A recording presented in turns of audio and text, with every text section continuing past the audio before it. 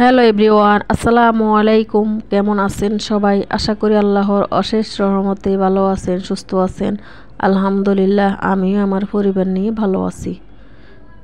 এই তো এই নাস্তাটা আমি বানাইতেছি সন্ধ্যার সময়।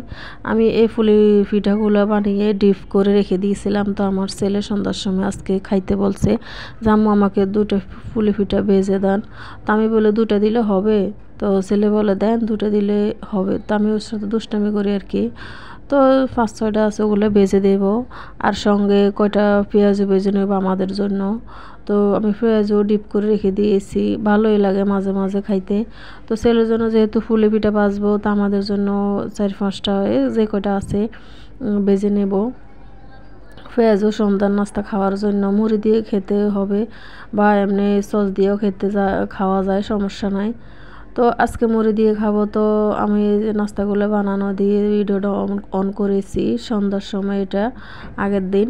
তো আজকে একটু আমরা কোথায় যাব, তাড়াতাড়ি 1 ঘন্টার মধ্যে রান্না শেষ করতে হবে। কোথায় যাব, কেন যাব সেটা বলবো এই ভিডিওটি অবশ্যই একটু লাইক দিয়ে কন্টিনিউ করবেন, তাতে জানতে পারবেন কোথায় যাব। হঠাৎ করে যাইতেই হবে। তো পিঠাগুলো বানানো শেষ, আমি পাকঘর থেকে এখন ঘরে নিয়ে এসেছি আমার ছেলের জন্য। এই যে একটা ফ্রিজে দিয়ে দিলাম, ও খাইতেছে, খাবে।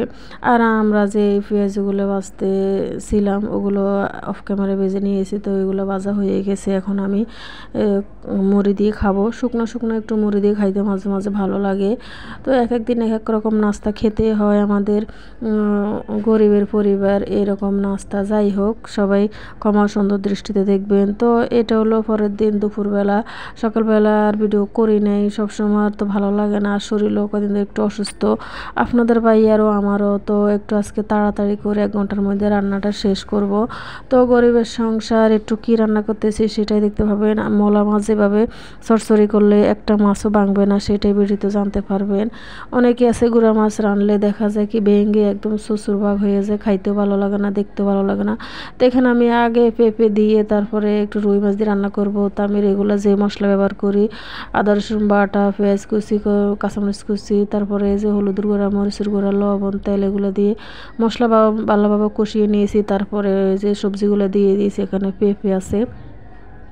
তো সবজিগুলো কষানো হয়ে গেছে। এখন আগে থেকে আমি রুই মাছ ভেজে রেখেছি একটু হলুদের গুঁড়া আর মরিচের গুঁড়া, লবণ দিয়ে। আর যদি মরিচের গুঁড়া না দিই মাছ ভাজার সময়, তাহলে মাছ কেমন জানি সাদা সাদা, আমার ভালো লাগে না।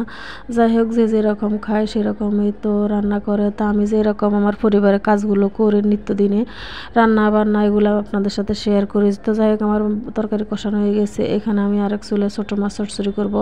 তো এখানে আমি রেগুলার যে মশলা খাই ওগুলো আমি ভালো মতো কষানো হয়ে গেছে, একদম তেলের উপর ভাজা ভাজা করে নিয়েছি। হলুদের গুঁড়া, মরিচের গুঁড়া, আদা রসুন বাটা, তারপর স্বাদ মতো লবণ, পেঁয়াজ কুচি, কাঁচামরিচ কুচি। এখানে একটু আদা রসুন দিয়েছি, আদা একটু কম দিয়েছি, রসুনের পরিমাণ একটু বেশি আর কি গুঁড়া মাছের মধ্যে।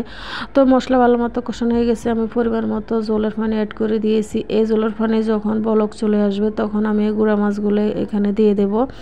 দেখতে পাবেন, আপনারা আমার সাথেই থাকুন, শেষ পর্যন্ত দেখলে বুঝবেন। তো আমি গুঁড়া মাছ যেগুলো রান্না করবো ওগুলো আমি এই মশলার পানির মধ্যে আগে থেকে তো সব কষিয়ে নিয়েছি, আর কোনো গন্ধ থাকে না। তো পরিমাণ মতো যে পানি অ্যাড করে দিয়েছি, পানি বলক আসার পরে আমার গুঁড়া মাছ যেগুলো আমি রান্না করব পরিমাণ মতো আমি ওগুলো দিয়ে নিয়েছি। দেখতে পাচ্ছেন কালারটা কত সুন্দর দেখা যাইতেছে। এই মাছটা দিয়ে ভাত খাইতে আমার হাজব্যান্ড অনেক পছন্দ করে। দেখতে পাচ্ছেন একদম জলের পানি শুকিয়ে গেছে, মাখা মাখা হয়ে গেছে আর কি। তো এখন আমি ধনিয়া পাতা অ্যাড করে দেব। এই ছোটো মাছে এখন শীতকাল এসেছে, ধনিয়া পাতা অ্যাড করে দিলে ভালো লাগে, যে কোনো তরকারি সবজি বলেন, ভাজি বলেন, যাই বলেন। তো আমি এখানে দেখতে পাচ্ছেন আগে থেকে ধনিয়া পাতা ধুয়ে কুচি করে রেখেছি। তো আমার মাছ একদম মাখা মাখা হয়ে গেছে, একটা মাছও ভাঙে নাই, কত সুন্দর দেখা যাইতেছে। আমি গুঁড়া মাছ, ছোটো মাছ সবসময় এরকম চটচটি করি। আমার হাজব্যান্ড তো শাক, গুঁড়া মাছ এগুলো পছন্দ করে।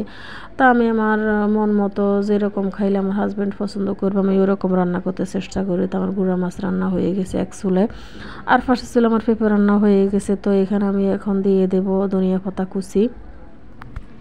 তাড়াতাড়ি করে 1 ঘন্টার মধ্যে রান্না বান্না শেষ করে একটু ডাক্তারের কাছে যাব, যেহেতু দুজনে একটু অসুস্থ, ডাক্তার কাছে যেতেই হবে। ওষুধ আনি খেয়েছি, তারপরে একটু কমে নাই।